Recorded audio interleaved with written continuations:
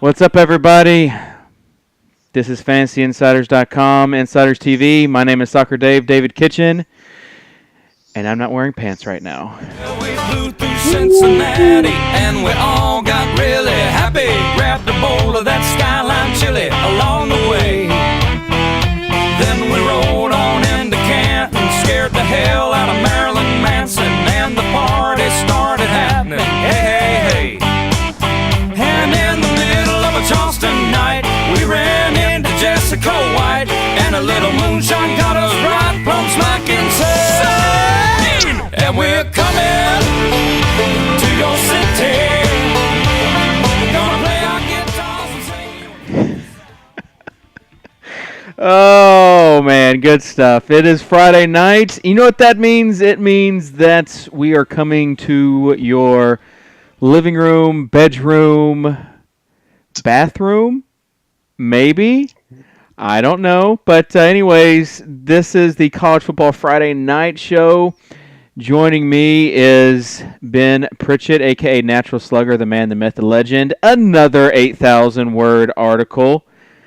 So long that it breaks the website, the content editor that we use, where we have to divide it into two articles. Your article this week was on Draft Street, and I saw the article. It was pretty nice. I also saw those are some sweet graphics. Yeah, they are. Whoever did those is quite talented. Yes, Was that you? Did yes, you do those? I is quite talented. Did you Well like done. how I did the street, though, with the fall? If you notice, both images have a street. Ooh, that's fancy. I did not notice that. I just saw the fall leaves and was impressed. But sorry. Oh, I missed well, that. it's okay. So we have our normal crew, looks like, in the chat. I'm surprised. There's still some people that want to learn about some college football stuff. That's nice. I mean, what are you going to do tomorrow? Tomorrow's games, especially the early slate, suck. The only way they're going to be entertaining is if you have players in there on your daily fantasy teams, because from a pure just entertainment standpoint, they're terrible. Georgia, Florida, man. Come on. Like I said, It's the world's they're largest terrible. tailgate party. It maybe if you had maybe if you filmed the actual tailgate party, they can't call it the world's largest no, they can't call it was it the cocktail? They can't call it the cocktail party, world's largest cocktail party anymore. They're not supposed to. They call it like the I can't even remember what they call it. Nobody calls it that. I was talking to some people today, some Georgia Bulldog fans, and they were calling it the cocktail party. So it's not. Nobody thinks So of it's it. okay, is what you're saying. Yes, it's okay to drink and watch football. Like they don't think everybody does that anyways. Well, you're obviously rooting for Georgia. We'll talk about that game a little later because on the other side of the ball, there is an interesting play. Very. Very interesting play. All the way Very. around. I mean, he is a guy that you might want to roster all the way around. But if you have any questions for us, feel free to ask them in the chat. We're here to help. We're here to have fun. We're here to hang out. And I know that a lot of people have probably their NBA box scores open. They're just probably listening to us as they watch everything kind of going on.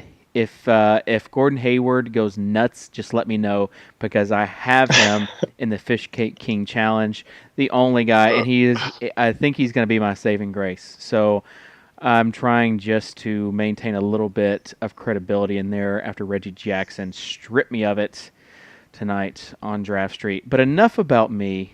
Let's talk about you. What do you think of me? Wow, that's a loaded question. I mean, are we talking about within the last 3 years or the previous 18 or 20 or wow, more than that, 25? It's been 25 years. So those that don't know, Ben and I have a long history. Grew up, and he wouldn't let me sit in his chair Do we need to go I don't there? think we do, but Okay. you definitely wouldn't let me sit in your chair in 6th grade. Never forget that. That's my Oh, chair.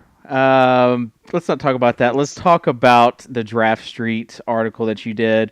Why don't you go ahead? This week you kind of did a rather new format. Tell people about the format, and if you haven't read it yet, you can go to fantasyinsiders.com. Just click on the CFB tab at the top, and you'll see both those two articles.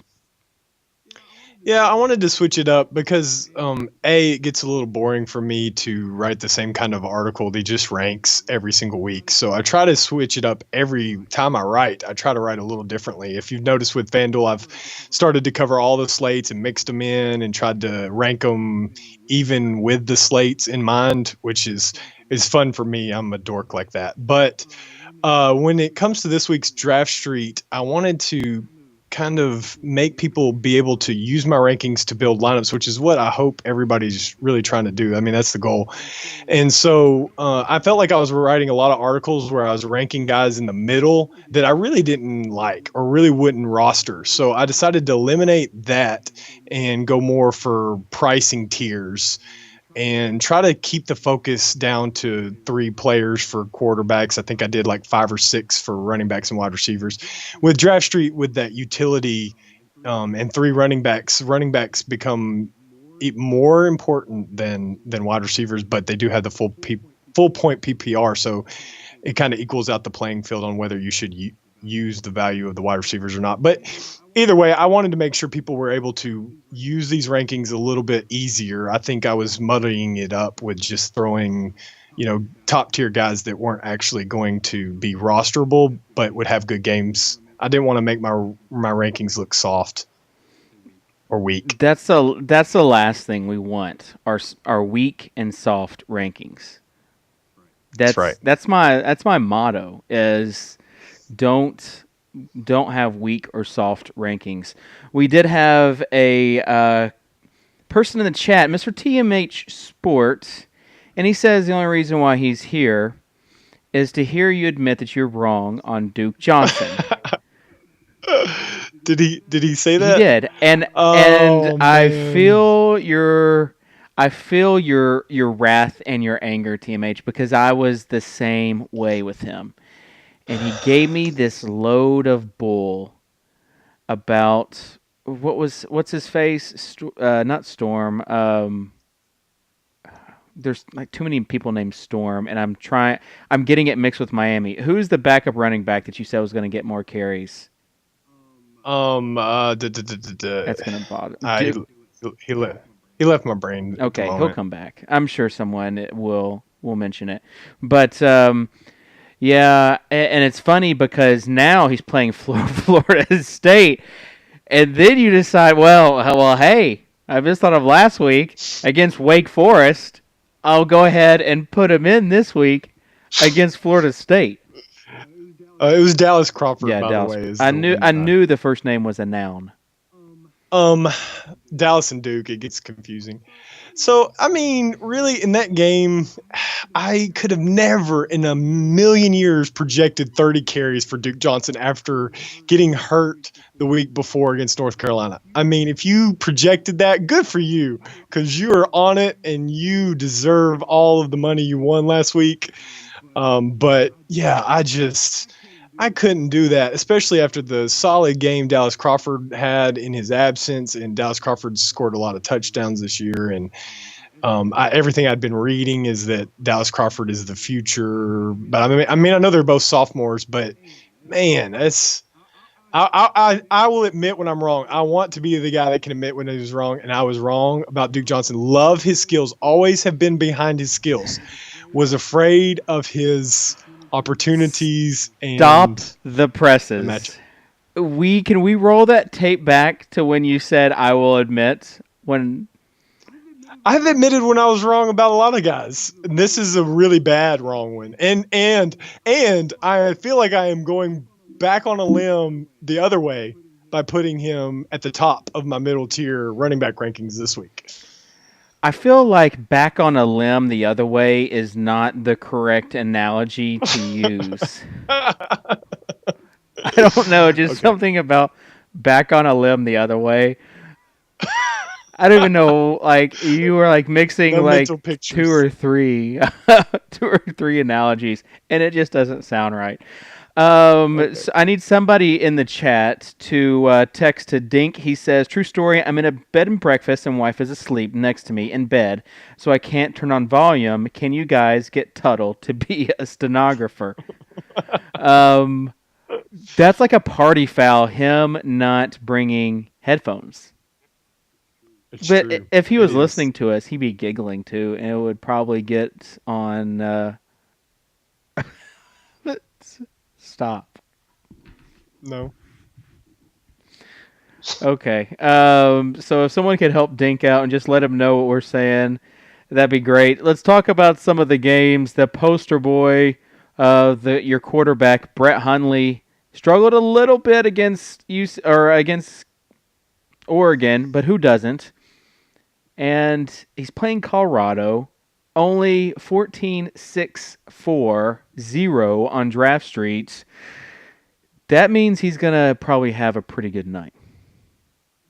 Yeah, and he's coming in at this 14-6, which I think is a deal. He struggled. I understand that. Jordan James's departure has affected him a lot worse than I thought it would. He's really the past 2 weeks he's been just practically awful. But I see hope in Colorado. I think Colorado isn't very good, and they're gonna be missing their running back. They will have Paul Richardson, according to what everybody's saying, so that helps them. He's kind of a leader captain. But Hundley is a stud. He can run with the ball when he's in trouble, and they really had a hard time with BJ Dinker. And if you have a hard time with BJ Dinker, you're gonna have a hard time with Brett Hundley, because Jordan James will open up the running game. I have no qualms about that. I think he's going to be fine, and so Hundley should have just a nice game. I love him at 14-6. He is way too pricey for me at 9-6 on FanDuel, though. I mean, maybe not way too pricey, but with some of the other value plays, that's a little high. Yeah, we can talk about FanDuel in a second because I really think that Johnny Manziel is going to go nuts, and I like for three quarters. yeah, but he's going to get his points. And I think if you're playing in a cash game, you might want to roster him or another guy that you have that a lot of people are on. He kind of had an eye-opening game last week, and that is a Mr. PJ Walker for Temple.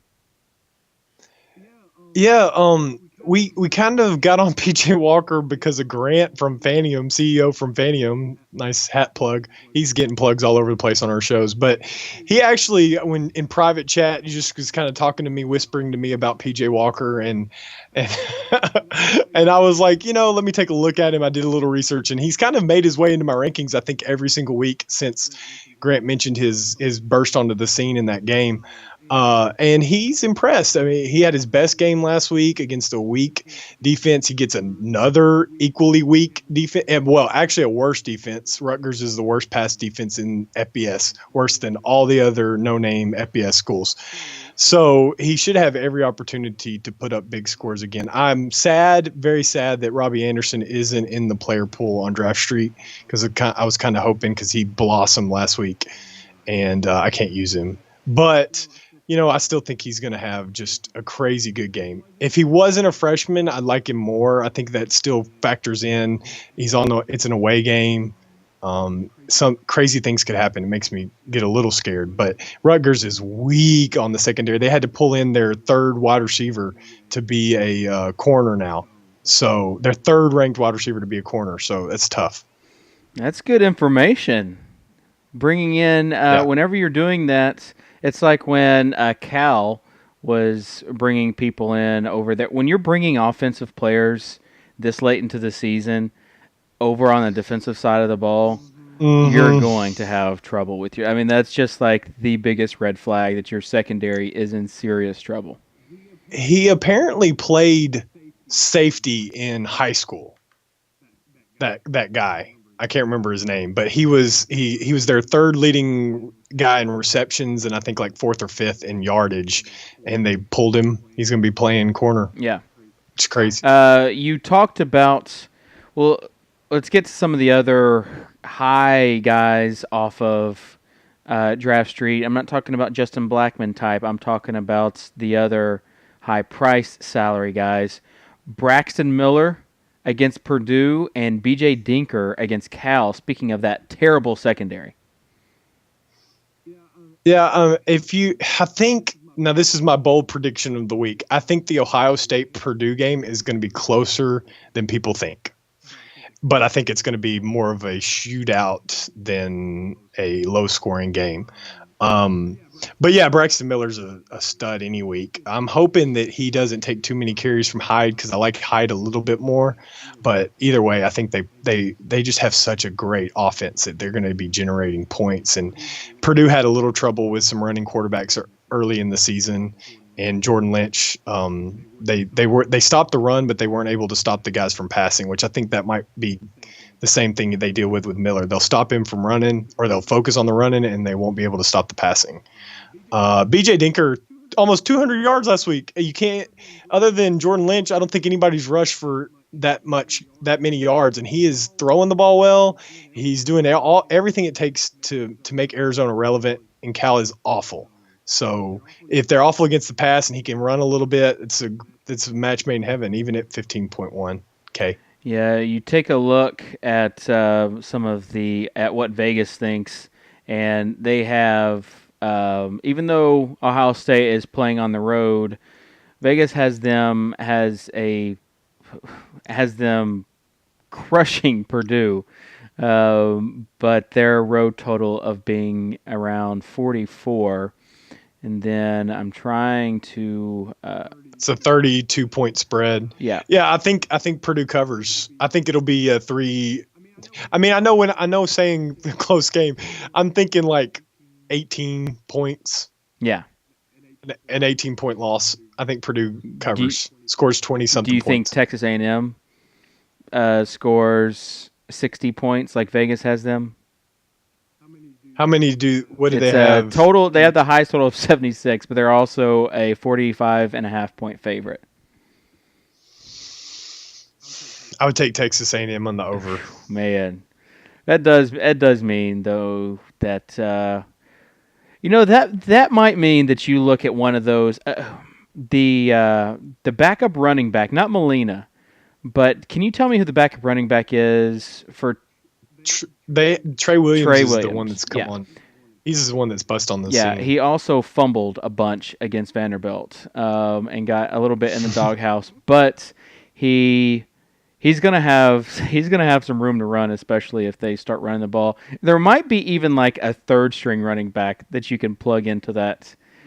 Yeah, they have a third and fourth string running backs that are good. Trey Carson and Trey Brandon Carson's Williams. who I thought of. It was thinking of. Yeah. Trey Carson's the guy that I think could get some garbage time points in the second half. So check his salary to see where it's at. And as far as games that look to be competitive that are high scoring, I guess that Arizona State-Washington State game would be the closest with Arizona State. Wait, was that last night? It was last night. Good job. Good job, David. You're I'm looking for a huge. Yeah, I think Arizona State's going to win in a blowout. I haven't done that in a while, but obviously Vegas was right about that. Awesome. Bad boy. There is another. You're all about Connor Shaw again against Mississippi State. Have you not learned? I mean, the week I picked him, he still put up 20 points and he got injured. What do you want from the guy? He's at 11-9. The guy is consistent and solid every time he's healthy. Well, healthy is a loose term, but every time he's getting the chances, he's scoring. And I'm not buying that Mississippi State is any good. So their defense is above average. Their offense has to do this dual, rotation of Dak Prescott and Tyler Russell, and kind of like what who's doing that? Kansas State. Yeah, Kansas State's doing that with Waters and Sams. And so it's really confusing to see how Mississippi State's going to handle it. But I know South Carolina's going to be pumped after Shaw came in last week, threw 3 touchdowns and a half. and led them into the overtime win. So I'm all about it. I just would rather. I know that he's a pretty good salary, so I don't mind. I don't mind taking him. I just would probably rather have this next guy. They are going to throw it all over Oklahoma State, and that is Mr. Davis Webb for Texas Tech. They are. I mean, it's going to be a shootout. I'm trying to hold back tomorrow on rostering Josh Stewart, but I might have to do it. He is one of those guys that I think after burning me, it's going to be tough to put him in. But I think I could do it because they're not going to be running the ball like they did last week. All they did was run, and we picked the wrong running back, and it was very very frustrating when he got like Sorry 4 or about 5 that. touchdowns. No one knew going into the game. It's like this stingily news from Northern Illinois. No one knew that he was going to be out.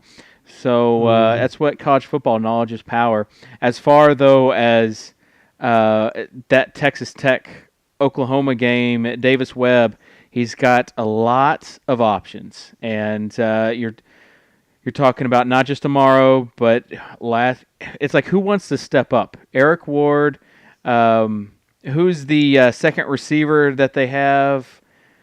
The name is escaping me. This is what happens when you get an NBA, NFL, and college football mode. For Texas Yeah. Tech. Hold on, I'm looking at it. Trying to figure out. It's like there's you like talk- a CK in it. There's a CK in his name. I'm looking at their roster right now. I see a Jakeem Grant. Jakeem Grant, that's who it is. And then they have Bradley Marquez, who's about the same kind of stats Yeah, exactly as Jakeem. Both those guys are decent though. You pair them with the other two, and they just have a high-powered offense. That game is going to be a shootout, and Davis Webb will have over 400 yards again, and we'll have some touchdown passes. And on sites like Draft Street and Draft Day, where you get 6 points per touchdown pass, he just is very valuable.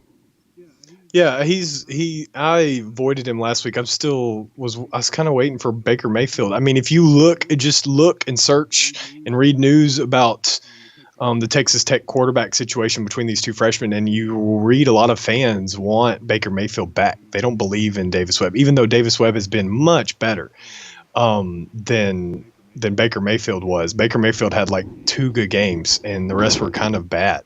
And so Davis Webb took the injury and really has run with the job. And I like Davis Webb. I'm all about it. Some people rostered him early on, and they were rewarded for their gutsy play. I think with what you were talking about, these other 2 receivers, they're highly priced on Draft Street. Marquez, Marquez isn't as bad, but Jakeem Grant is like $9K. So he's up there with all the top middle tier wide receivers, and I wouldn't put him there. But Eric Ward, I'm cool with running Eric Ward out. I think he's developing a lot of chemistry with Webb. He's done better with Webb. Webb looks for him. If Oklahoma State's smart, they'll try to take away Jay tomorrow, and they will let Eric Ward have his opportunities. And Eric Ward's proven that he can do things when he's getting the ball. So, yeah, I'm with you, David. Go Davis Webb and feel pretty confident on Draft Street at 13-4. Do you have the price tag for Nate Sudfeld? I can look it up in 2 seconds. He's a guy that if he 12.5. probably not touching him at that price, but I could see the only thing that worries me is they have 2 quarterbacks, but that's the only guy that maybe as a contrarian play, I think that they could rack up a lot, and maybe it says more about some of their offensive weapons. We'll get to the running backs in a second, and then the wide receivers after that, but. I think Trey Robertson's taken over that job for the most part. That'd be something to keep an eye on, because if so, then I think Roberson is a good value if he has taken over sole possession of that job. I mean, I think he's the most efficient quarterback in the Big Ten. Don't quote me on that, but I think he is. If you look that up. All right. I remember reading that, and he can run with the ball too. I like Robert. If you're gonna grab a Indiana quarterback in that Indiana-Minnesota game, it needs to be Roberson, however you pronounce that. Let's say Roberson. Okay. Cool I used to coach a guy whose name was spelled that way, and we called him Roby. So Let's just call this guy Roby. But I'll look up that news while you talk. You listed 3 cheap price quarterbacks. Kane Coulter for Northwestern against Nebraska at 8,000. My boy Matty Mock. It's no longer Mocktober though, but he is playing Tennessee at 9.5, and then Daniel Sams against Iowa State at 9.6. Which would you say that Kane Coulter is your favorite out of those 3? Because that was interesting. See, the beauty about rankings is that I get to put a group of players together and not actually have to pick one. But when I guess also with these rankings, you can tell that I do have Kane Coulter number 1. Kane Coulter has no competition for his job, and that is the only reason why I have him over Daniel Sams. Daniel Sams, if he was the undisputed quarterback, would be by far probably my number 1 play of the whole day, just because Iowa State can't handle any kind of run, whether it be from the running back, the quarterback. They are just awful. They let that Desmond Rowland kid that we didn't even know about from Oklahoma State rush for 200 yards and 4 touchdowns last week. I think that if Kansas State plays it smart, they'll let Sams get a lot of carries. He has become kind of the feature running back from the quarterback position for them. So I think he'll get plenty of carries. He's only 9.6K. It's worth the shot to kind of wade whether Jake Waters will probably get all the throwing touchdowns, and then you'll let Sams come in and pick up all the yardage on the ground, and maybe he gets in the end zone a couple times. He pays himself off. Kane Coulter's cheaper, and Nebraska's black shirt defense isn't very good. They've had trouble with running quarterbacks, and Kane Coulter, when he's healthy and when he's playing, he can be really, really dangerous, especially when he gets 10 plus carries. So if I had to pick personally, if I'm making a team and I have the 9.6K, I probably would put Sams in just because I think his upside's a little higher. Then it would be Coulter. Then it would be Matty Mock, because Matty Mock just last week he ripped my heart out on some teams, and so he just didn't do enough. And James Franklin is backlisted questionable, so this may be Matty Mock's last chance to prove himself. It could be a shootout, and so that's why he makes it on this list. If Tennessee's smart, they'll force Matty Mock to throw the ball, and kind of like what Florida did, and Mock torched Florida. So hopefully that same scenario will play out for him. Gotcha. And while you were talking about cheap quarterbacks, I looked up, and the Indiana situation is they're still dueling for that top QB spot. So there is no clear-cut number 1 there, because before last week, Sudfeld was on pace to break some records, and then Roberson kind of shown last week. So I've basically stay away. Did you find out if he's the most accurate quarterback or most? No, because honestly, that stuff that really doesn't matter to me like it does you. That's like I feel like your useless knowledge comes into play a lot. That kind of stat is not one of them. It messes me up sometimes, I think, when I do too much research on stupid stuff like that. Probably so. Let's talk about running backs. You've got Carlos Hyde. You talked about how they are going to score 40-something points against Purdue, but you think he can have 2 or 3 touchdowns tomorrow? I mean, he's nobody can stop him. The top defenses in the country he's faced lately, they haven't been able to touch him. Averaging 140 yards and 154 yards and 2 touchdowns per game over the last 3 since he's been the starting tailback. Braxton and Hall can't touch him. Love his ability to run with power, to run with moves, to to score touchdowns.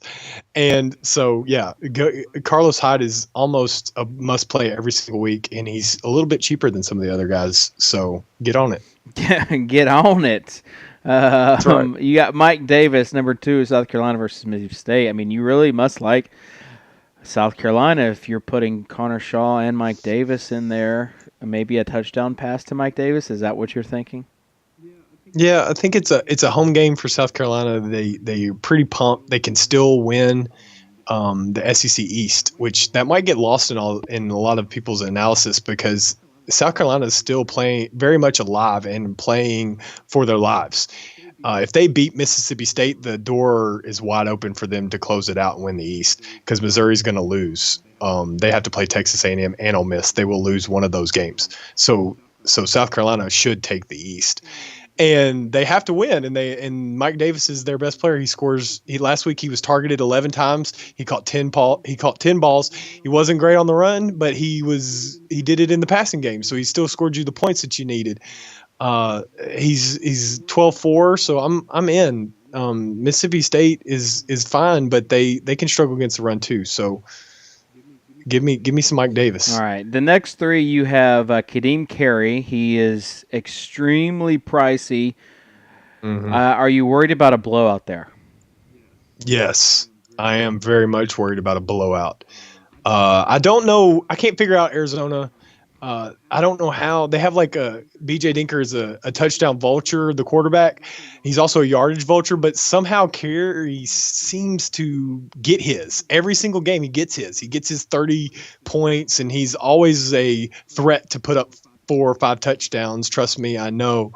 And so, yeah, he even at 17K, he's always in play if you can manage to get him in.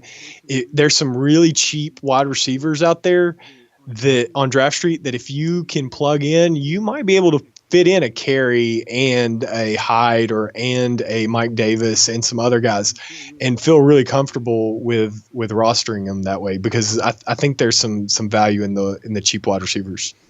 Yeah, I mean, I don't have a problem at all tomorrow with going cheap at wide receiver, and maybe even cheap on a 2-quarterback site like Draft Street. Go Hundley at 14K is not pricey at all on a site like Draft Street. So if you go cheap on a few receivers and go Hundley and then another decent quarterback, go Hundley and Davis Webb, and you're not spending that much on your quarterbacks. Yeah. I mean, that's what we should have done last week with Gilbert and O'Korn. Oh, don't even talk to me about that. Taj Boyd. But you can't do anything about injuries. That's the one thing. Like, this seems like in college football, they get injured way more often than they do in the NFL. I don't know if that's just me. Like, in the middle of the game, injury gone, does nothing, and you're screwed. Yeah. So. Yeah.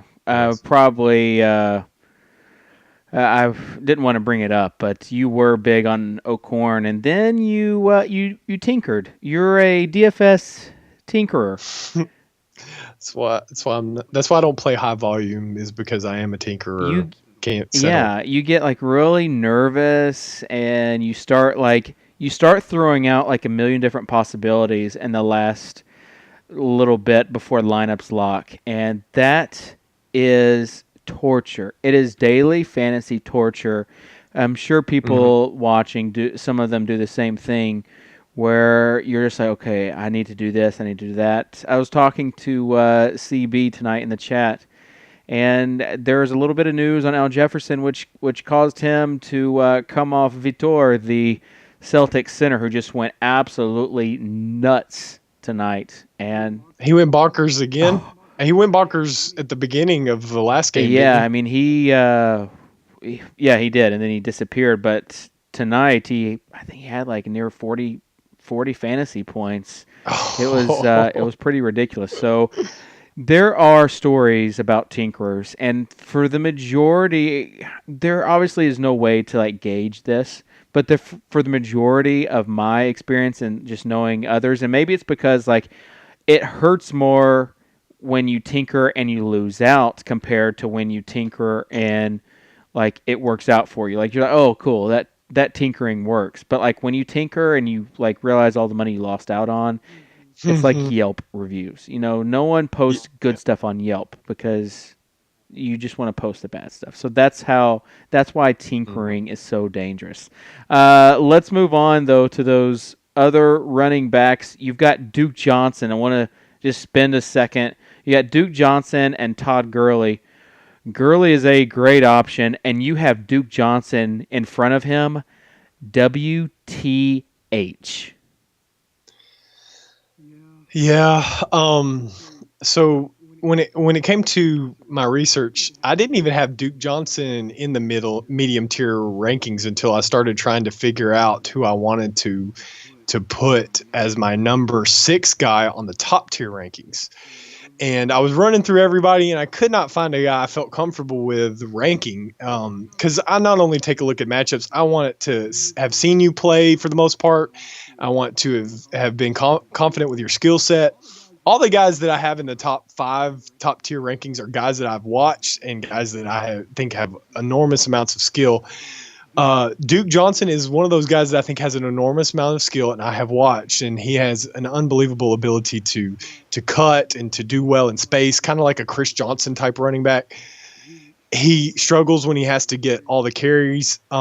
One thing I pointed out when I was looking at Duke Johnson, I was like, I automatically just threw him to the wayside, just like I did last week, which was a mistake. So I brought him back in when I was looking over who I was going to put in this spot. And I noticed that Florida State has struggled in closer games, which is like 2-3 touchdowns, where they only beat teams by 2 or 3 touchdowns, if you want to call that a closer game. Andre Williams put up 149 yards. Shad Thornton last week put up 173 yards. If Miami's going to want to stay in this game, they have to get 100 plus yards out of Duke Johnson, and I think they can.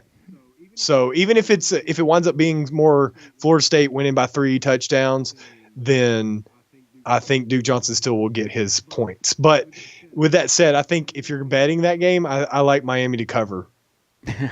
It's 21 points. That Vegas giving you 21 points on that should let you know why that Duke Johnson play is so controversial. Yeah, I can understand. It's not for the faint of heart. The faint, for sure. It's like you would call it a bad pick. You call it a GPP play. Maybe Duke Johnson's a GPP play. I felt like with my love of Gurley, it wasn't fair to put him as number 1.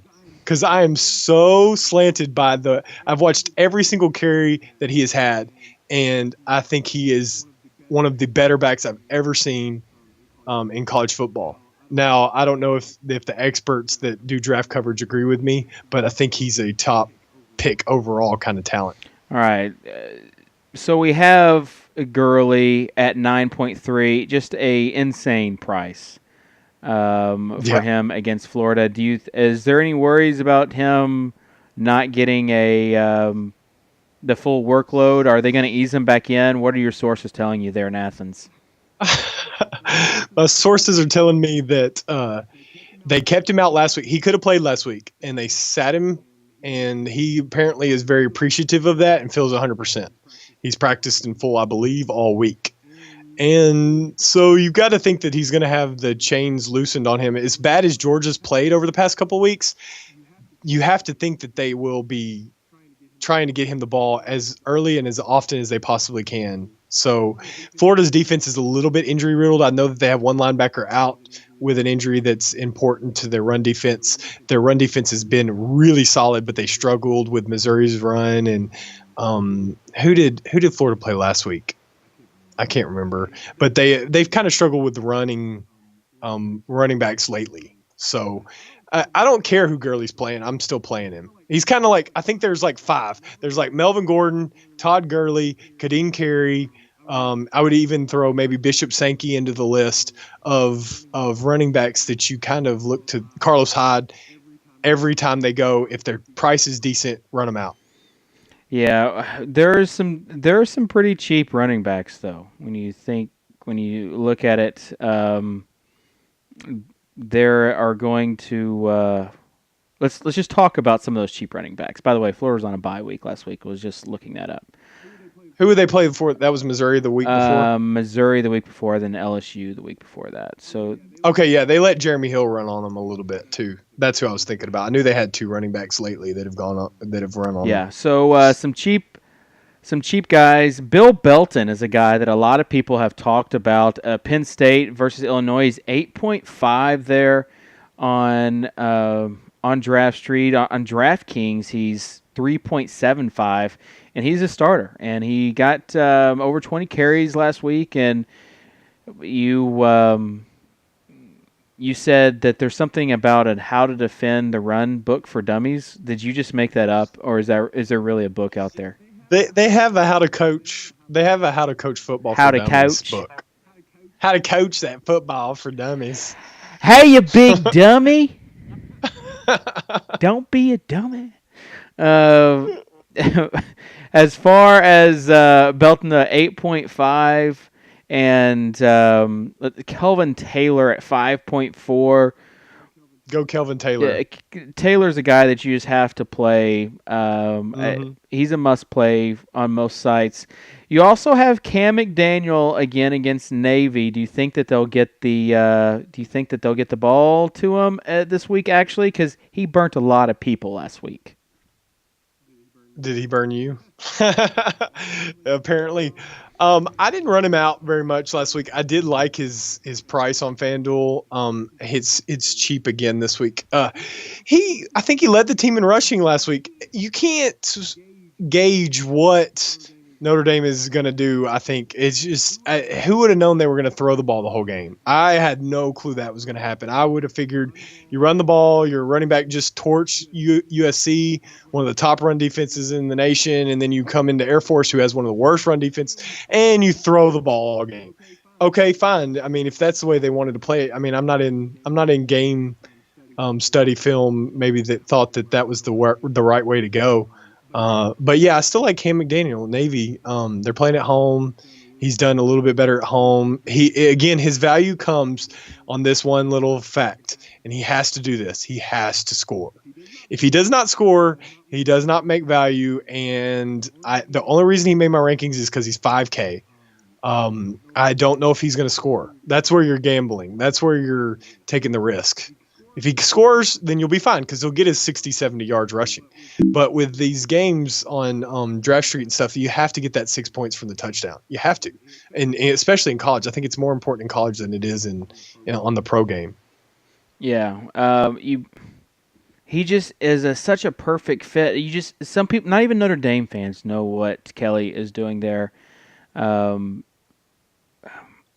in South Bend because Cam McDaniel is. He's not just a grinder. He is a guy that is patient and that can follow his blocks and has showed some decent moves against USC, but he is perfect for that run system that they have. I just don't know if he's going to do anything there. As far, though, as the next guy, 3,100 on Draft Street. And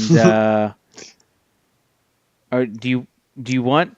I should defer to you on Stephen Buckley. He's not my boy. He's your baby. Well, I mean, it kind of sounds weird when you say a college kid is my baby, but he is a guy that last week it was like 2 a.m. We're preparing for the Draft Street big score. I was looking around, and then I see like this article about how they think that he's going to get like 10 to 15 touches and get over 100 yards all purpose. And I was thinking, okay, well, let's see what he is on Draft Street. And he was 3K. There's a lot of cheap guys on Draft Street last week that went off and those running backs. And his price magically hasn't gone up. He's 3.1. He's kind of taken over during when they were like trying to ice the game. He took over the snaps. Vendrick Mark is not in the equation. Trayvon is just completely lost all confidence, and they've lost all confidence in him. So at only 3.1, especially if you're playing in a tournament there, he provides a lot of salary relief. If he can get 10 to 12 points, I think last week he almost got to 10 because he had 99 yards rushing. So yeah, and he almost got a touchdown too on that drive. So I think they wound up passing to Vitali. Yeah, Vital. And I like Vital.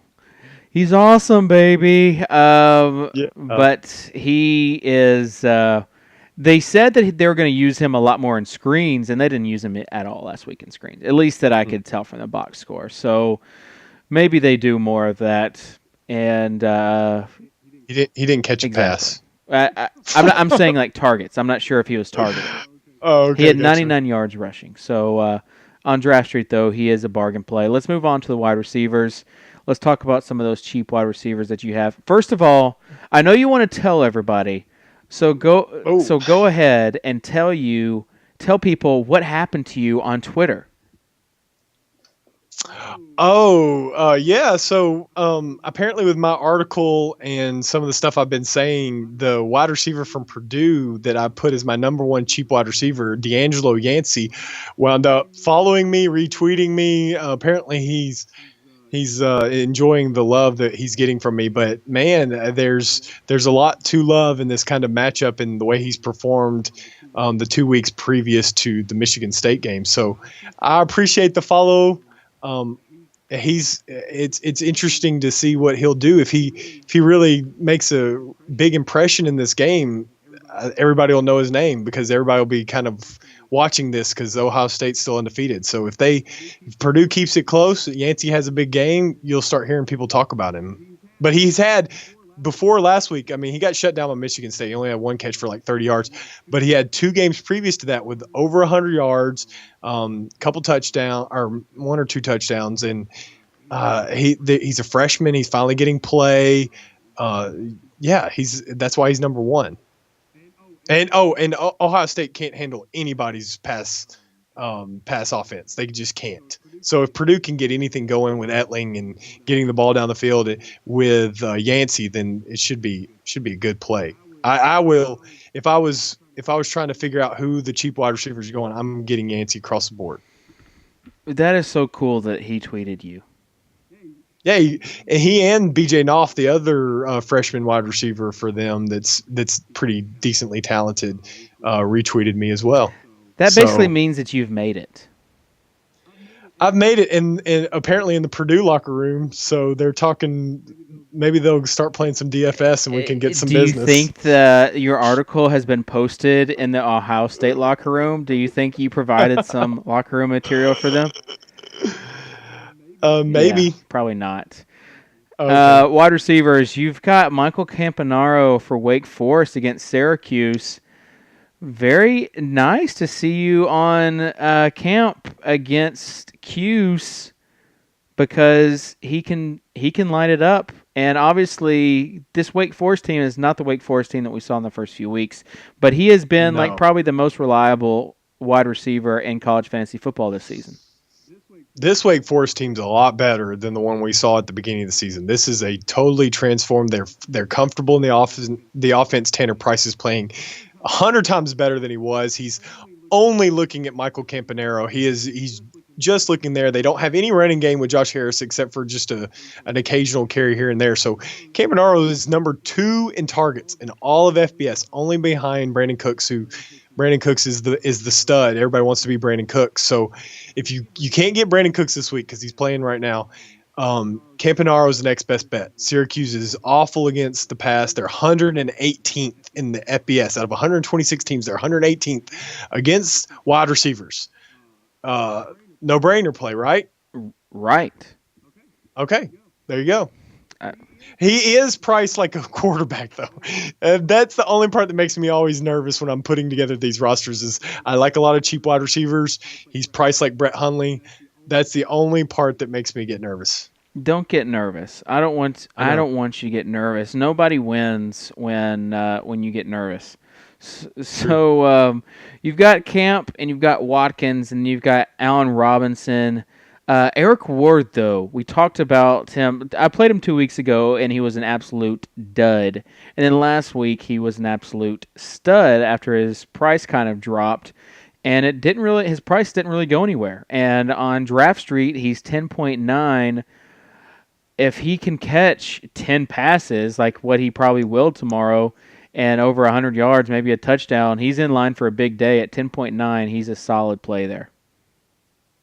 Totally agree, especially if you're going to run Davis Webb out. I'm not the guy that can pay like $12K for my tight end, so Jason Morrow is automatically just kind of X for me, even though he's an awesome play. Play him if you can deal with that. I can't.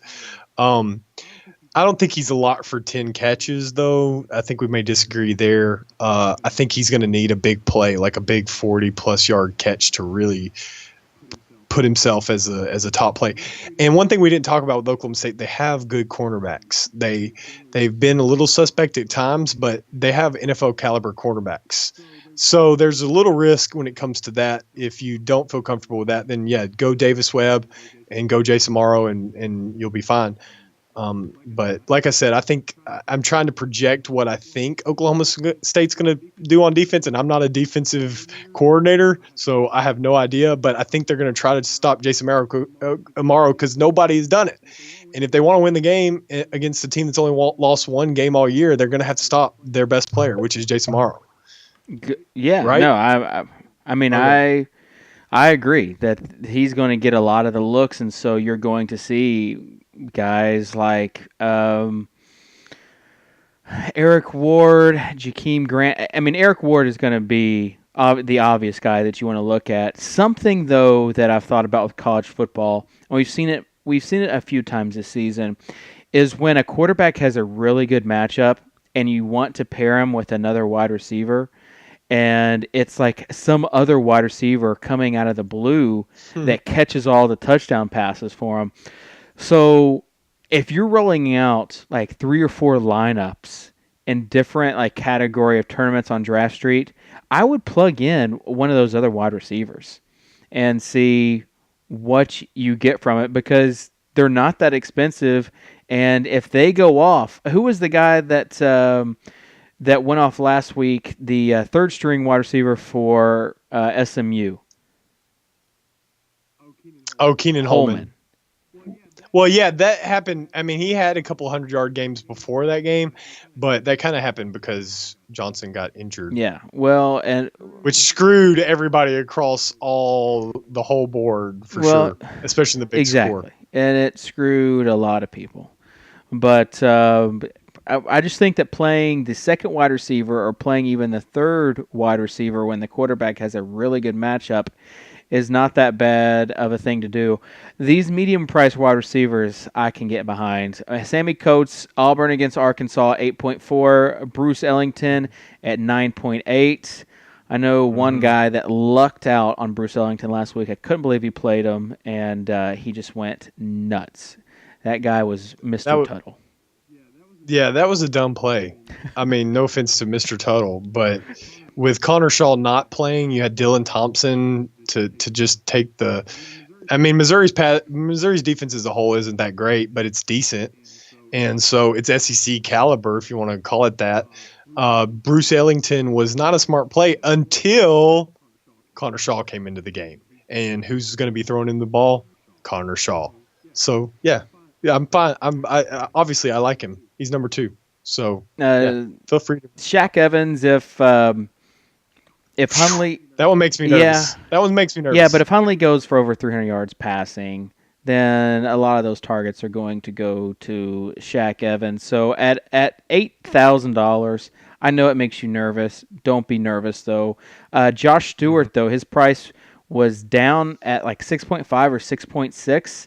Came back up after that big week to around 11 something last week. I played him and he was a dud. Well, he's back down to under 9K. He was your boy, wasn't he? He was my boy last week. I put a lot on his shoulders and he did not deliver. So he's a guy though that I can get behind this week at under 9K in a high scoring affair. I said last week they were going to get him the ball more and they didn't. If I'm playing get inside the mind of your offensive coordinator, I have to think that they're going to do that. There were some wind conditions last week, and obviously they're running the ball. There were high winds. You didn't hear about that? Okay, that's cool. No, yeah. Fine. There were high winds. But here's the deal. They were playing Iowa State. They decided that their running game was really freaking working, so they didn't leave the running game. And so, yeah, that's what happened last week. They ran the ball against Iowa State. Everybody's going to run the ball against Iowa State. It's a no-brainer. You were all over Josh Stewart. I wasn't quite as high. I saw why you liked him because he was just amazing the week before that with the 10 catches, 140 yards. And they had Clint Shelf, who we thought was going to mean better things for him. It didn't. Yeah, and I still think that means better things for Josh Stewart. So yeah, I'm with you this week. If it's time to get back on board with Josh Stewart, but I'd put him a little bit lower than a must play though. Right. Well, I mean, and he's medium price, so I don't have a problem with using him. Quinshaw Davis, talk about your love for him this week. talent, dude. He has. I when I make these rankings, and sometimes, like you said, that my analysis can get my reading and my watching games and things can get in the way of making good decisions. But when it comes to these rankings, but when it comes to Quinshawn Davis, he has all the talent of a top wide receiver. Unfortunately for him, he has a quarterback situation that is just terrible. Bryn Renner isn't what we thought he was. They're bringing in Marquise Williams, I think is his name, and he's actually been really inspirational because he's kind of pushed Renner to be better.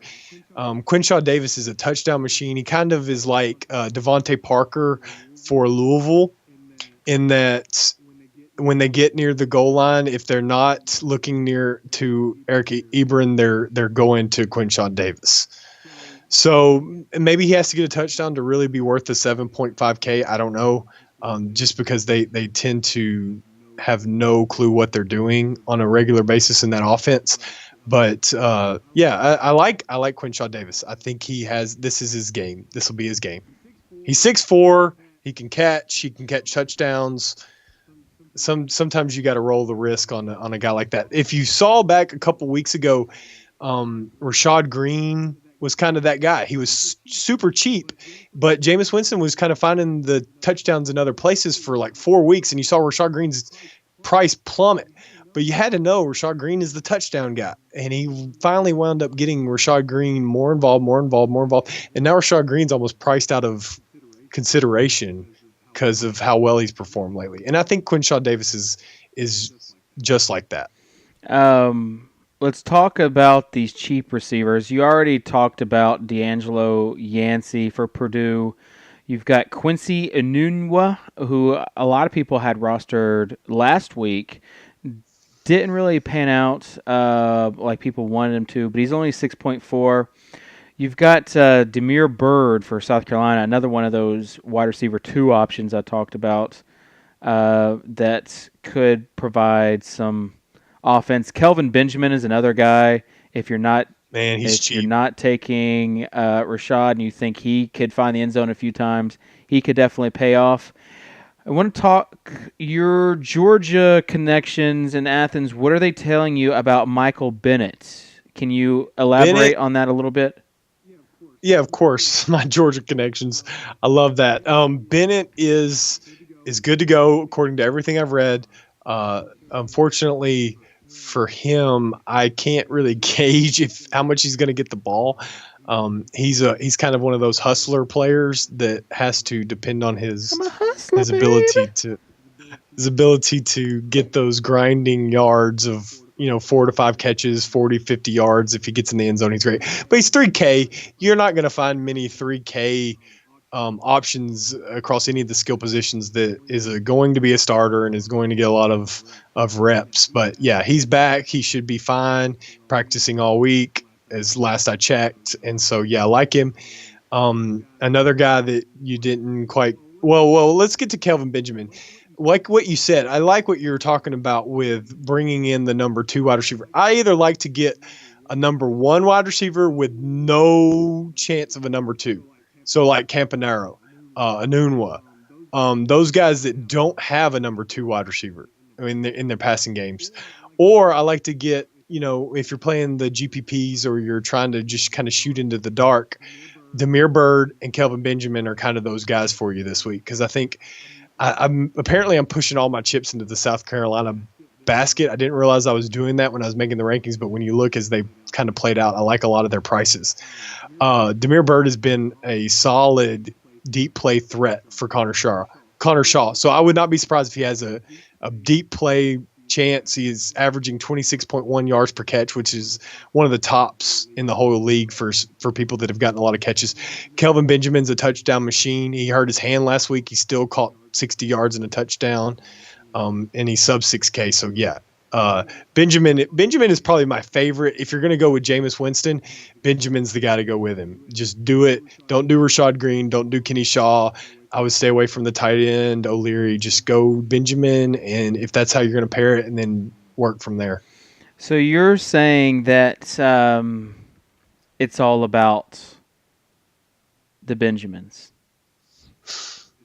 It's always all about the Yes, Benjamins. and that's what we want. As far as the tight end goes, you've got Jason Morrow, obviously at number 1. Eric Ebron, his price has come down a little bit against NC State. Do you think he has one of those 20-plus point games tomorrow against NC State?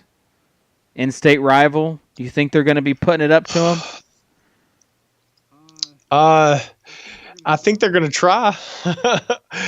It's really going to depend on the way that North Carolina approaches this game. I think that they're going to pass. Oh, I hope they pass. If you're going to spend high on your tight end, I'm not going Amaro. I would be going Ebron. But I understand, like the I'm not a spend high on my tight end guy. The only way I'm spending high on my tight end is in the NFL. I'm not doing that in college because I think that there's some value guys that are dangerous, lower, cheaper price. But yeah, Ebron and Amaro are definitely the guys. If you're gonna do that, I could even see rostering them as a flex position just because they're so dangerous. But yeah, it's all gonna depend on Renner and Williams. So they have to have good quarterback play. It doesn't matter how great you are. If you don't have good quarterback play as a pass catcher, you're never going to be any good. Never Never going to be any good. Funchess, his price tag has also come down. 6,000. Troy Nicholas, Tyler Croft at 4.3. Justin Sins, Purdue versus Ohio State. You know that I'm a guy who likes to punt the tight end, and if you're looking to punt at 3.2, he's probably your cheapest option there. Yeah, he's the punt. Croft is the little bit more than punt, but in the pass defense that Temple has, it's pretty bad. They were torched last week by SMU. So yeah, Croft is I think the number 2 pass catcher on that team behind Carew on Rutgers, which that should not be the case. Brandon Coleman is the perfect example. Rutgers wide receiver Brandon Coleman, 6'6", all the speed in the world. NFL scouts rave. He could be a first, second rounder. But the guy has had the most pitiful season in the history of pitiful seasons because for some reason Gary Nova is the most awful quarterback in FBS and cannot throw the ball. And that's the risk that comes with Croft. It's not that Croft isn't great, and it's not that this is a great matchup. It is. It's a good matchup, good price, good player, but quarterback is awful. So it goes back to that. You have to have a quarterback that can do something. Yes, that is always. It's always important to want to have a quarterback that can do something. That's like one of my mottos. I feel like if you don't have a quarterback that can do something, you're in trouble. So, are you the fantasy insider quarterback, David? Well, no. Yes, I'm like the. I'm like the quarterback that goes in just to give the other quarterback a breather. I'm like the backup quarterback. Well, usually it's the backup quarterback that knows the most anyway. So maybe that's what we're doing. Let's take a look at Draft Street, and let's put together a lineup, shall we? All right. Who's the guy that you want to play the most?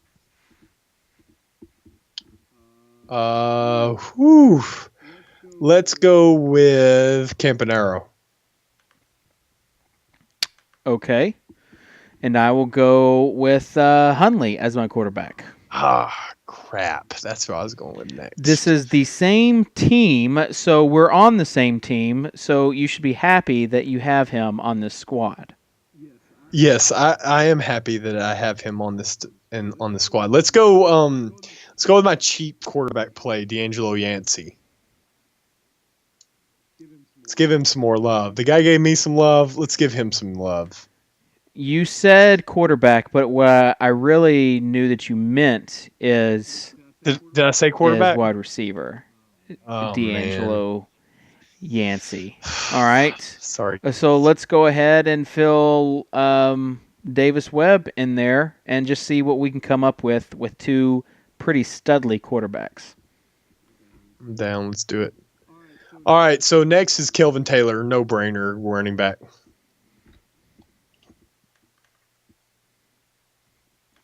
We got all kinds of cash to play with, big boy. What did I tell you about you calling me big boy in front of all of our internet friends? Let's see. I'm looking at some running backs, and I feel like Are we doing this as a GPP or are we doing this as a cash game? let's just do this as a cash game. Okay. So running backs, let's put our boy Carlos on there. Do it.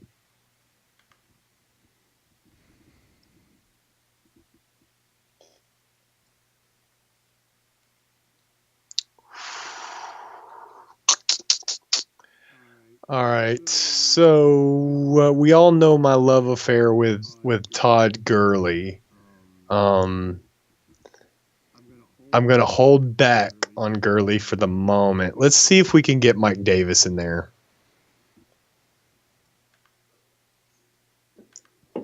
All right, so we have an average of 7.187. I'll go ahead and just fill in the tight end position. And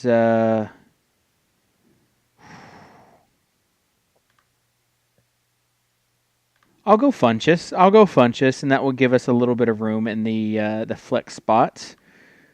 So there we go. We have 2 flex spots open at an average of $7,700. Okay. That's a tough one. All right, let's see what we got. I'm going to look it down at the 7.7 range. Should we kind of put somebody with our quarterbacks? I mean, this is a cash game lineup, so you don't have to. In a GPP, you would have to. This is a cash game lineup, so if you want, I can put Amaro in there as a tight end, but I think you need to put Ward in there with Webb. Okay, I'm down with that. Let's do Ward for me. We do have STL Cardinals in the house. He has to hash out your homerism for Gurley. He can just have to deal with that. Are you scared at all about the Mike Davis injury that he had last week? He's good to go. So you're not scared, is what you're telling me. I'm not scared. Okay, so here is the line on down. So let's see if anybody jumps out at us. Not Tracy Moore. Do we want to go another cheap wide receiver here? Well, we were 4.5, so you're going to have to go cheap somehow. Super cheap. I mean, we have Michael Bennett at 3K. You got your boy Grant at 3.9. I think I'd feel better with Bennett than Grant. Honestly. Okay. What about not Stacy Coley? I tell you what, Ryan Alderman at 4.7 is interesting to play that Temple versus the awful Rutgers pass defense, the worst in the league. He's coming into the year. Most people thought he was going to be the number 1. He's kind of faded to the number 2-ish, 3-ish kind of wide receiver. I wish we had enough for Marquez, your little Texas Tech. All right. Well, can we come off of Mike Davis and put in Belton in there? Or Gurley? Let's do Gurley. Even though you've got 2 running backs going against each other, but in college it doesn't matter that much. Yeah, and you know, in college you don't. If you've noticed, there's going quarterback, wide receiver is not a bad play either. A lot of people take their NFL mindsets into college, but if you would have played Dinker and Carey last week, you had a great play. Are you looking at this? Are you looking who the top player that we can play is? Okay, I haven't put. No, I'm busy running my trap. Quinshaw Davis is the player that fits into that salary the most. You have Quinshaw and. I wish I could get Jalen Fitzpatrick. You just Again, talked about another. Jalen, or you just talked about Quinshaw Davis being. Well, Jalen Fitzpatrick is right. Is the number 2-ish, 3-ish guy too. They share that spot. Robbie Anderson just had that one big game. Who knows who's going to be the guy that PJ Walker targets? But they're all three viable options because Rutgers is that pathetic. The worst, 126 out of 126. So yeah, I'm avoiding Amadon based on role and Ooh, talent. he is cheap. He's Yes, 7.3. that's what I was about to say. Role and everything. It's Amadon would be the no brainer here, but the fact that he's playing Virginia Tech's cornerbacks that are the top cornerbacks in the nation is the reason why you'd want to probably not do that. But yeah, he's the talent play. Nate Phillips, if you look down at 177, ranked, he's 6'9", 4'4". He is another viable option. Cal, pitiful defense. He's had a touchdown in 3 straight games. He didn't make my ranks, but he's had a touchdown in 3 straight games. He's a freshman. He's kind of taken over the role as the number 1 wide receiver. Dinker's only been great. Dinker's a top play. Nate Phillips would be my guy.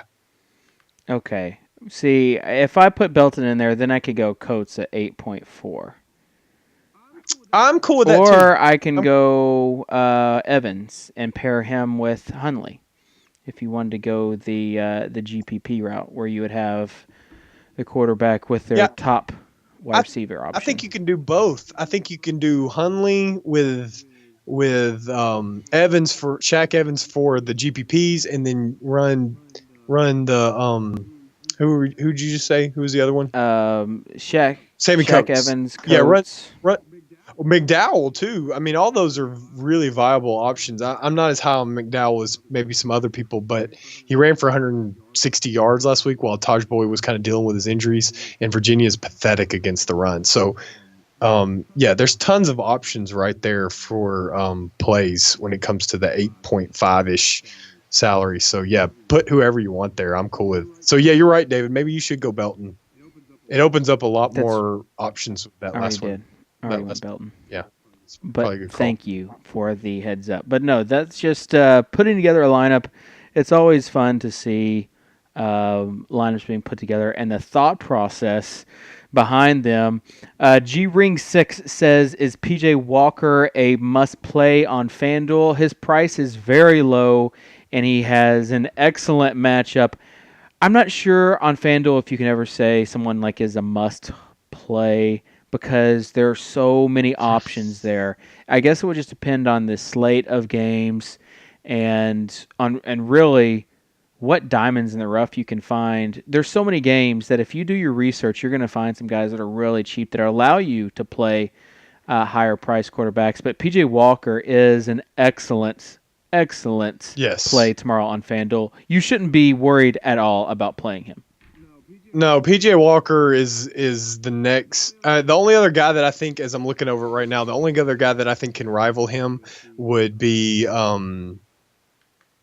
Hold on, I just had it and lost it. Trey Roberson's at 6,900. I think, like we just talked about, he's going to be there. Case McCoy at 5,100 against Kansas is an interesting play. And here's Kane Coulter, is who I was thinking about. I knew he was 50 something. He's 5,200.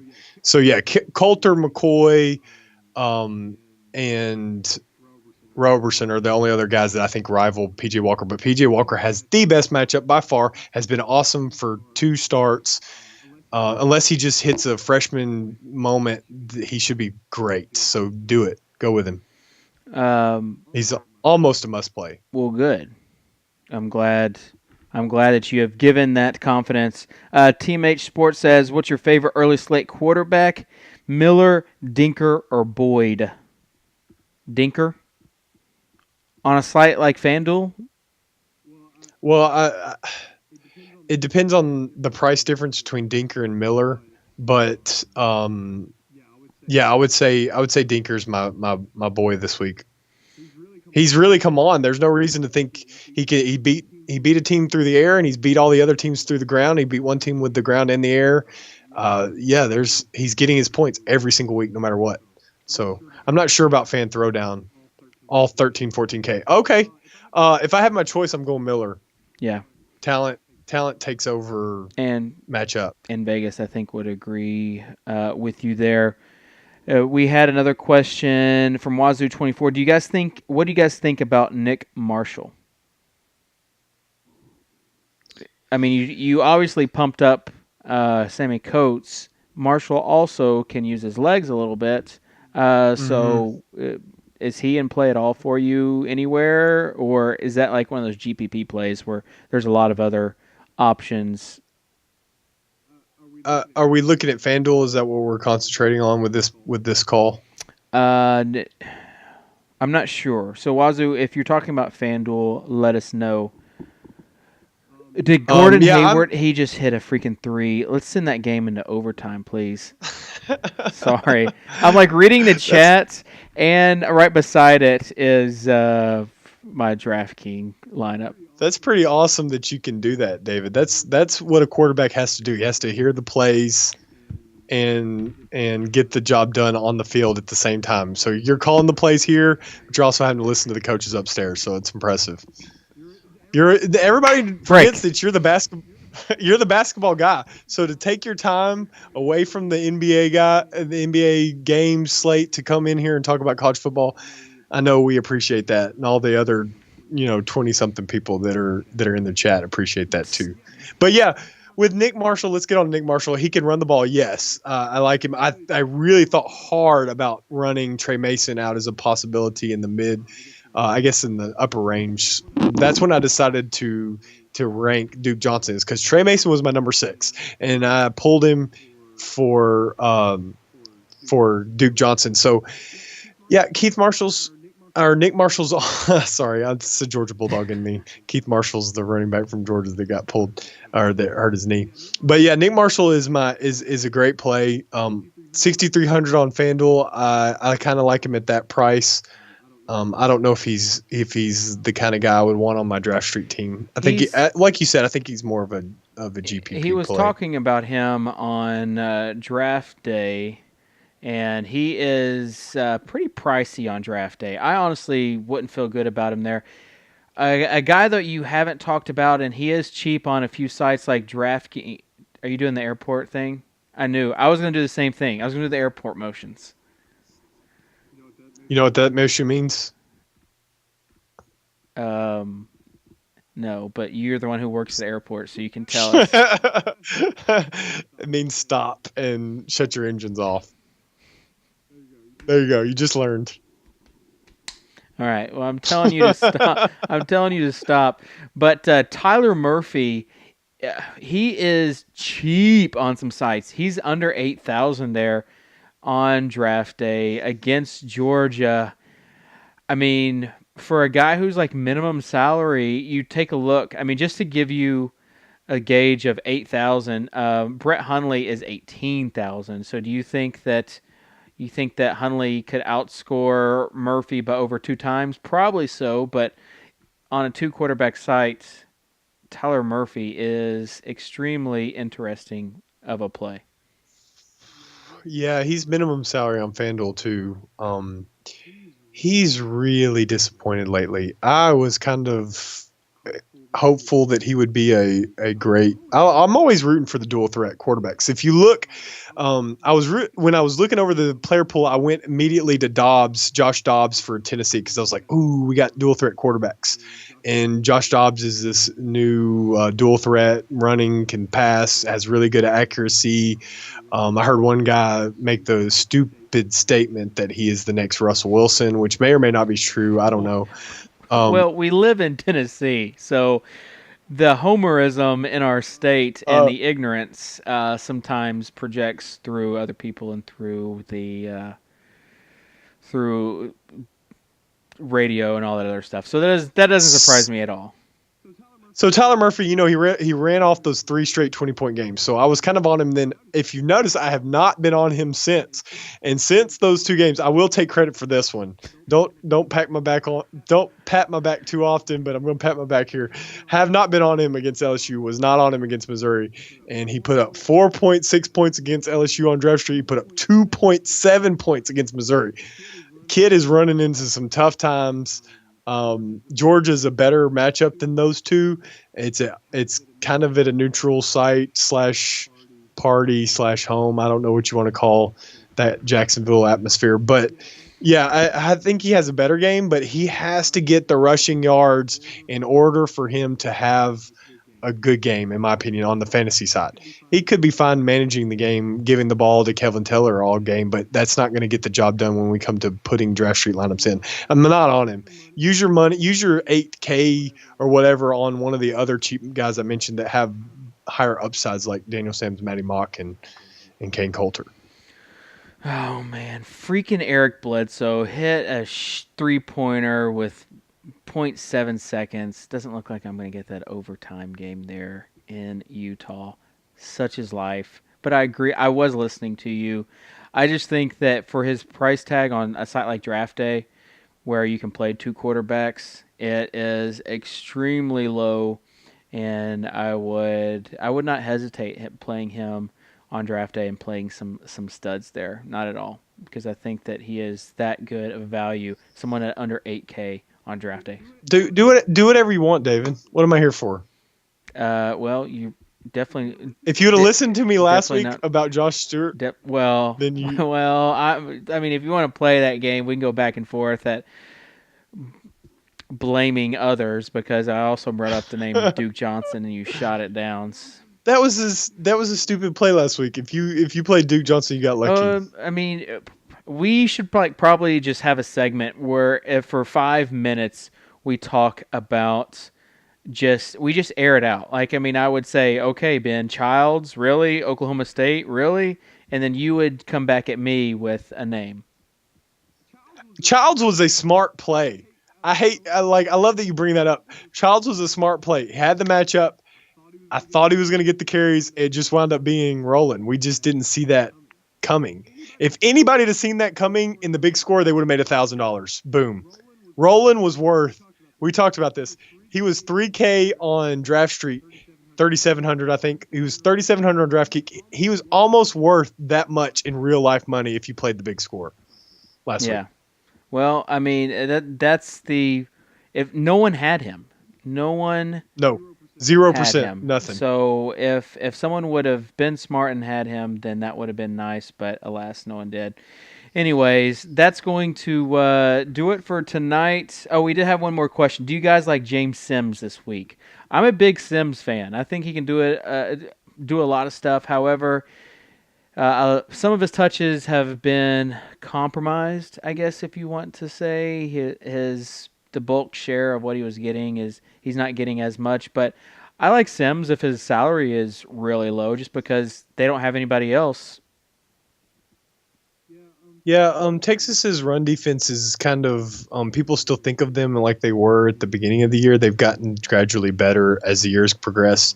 After the Ole Miss game, after that loss, they kind of switched gears and they've been a lot better. I think I can't remember if Sam's rushed. Yeah, Sam's played a little bit in that game, but he didn't do a whole lot. He had 48 yards. So yeah, right at the Kansas State game, they really turned it on. They've been a lot better since then.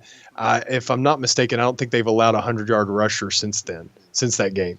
So to jump on the James Sims train, don't think about Texas like they were the first 3 games. They're a completely different team lately. So especially on defense. Okay. I should probably clarify my statement of he can do a lot of stuff, since some fans in St. Louis, they still are obviously kind of upset, and they're wanting to grieve their loss earlier this week by really trying to hurt experts' feelings. So STL, I apologize that I said he can do a lot of stuff. What I meant was that they try to get him the ball in space, and he does get a lot of touches. And sometimes he does catch the ball. So that is what I mean by do a lot of stuff. Suck it.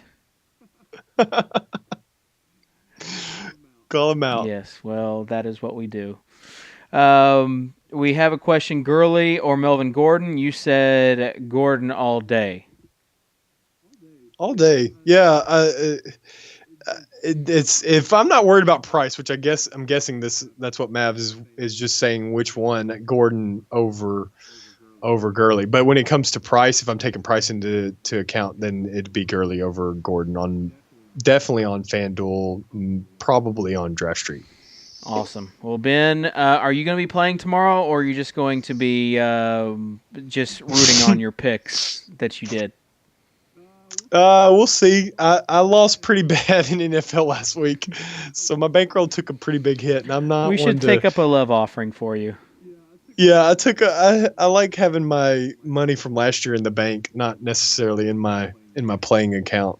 So, you know how that goes. Oh, give me a hard time. I don't care. I do. Like I love seeing you guys be successful. So make some money, do great. And it's easy to give picks too. Exactly, when I don't have money on the line. So good stuff. All right, well, thanks for tuning in. My name is David Kitchen, Soccer Dave, and this has been the Insiders TV show with our one and only Natural Slugger, Ben Pritchett. If you have any questions for us, hit us up on Twitter at Soccer Dave, at Natural Slugger. Probably should direct those questions, though, to Natural Slugger because I'm not going to be doing a lot of research until after all these NBA games get over tonight. But I will be entering some games tomorrow, so we'll see. We'll see what the action's like.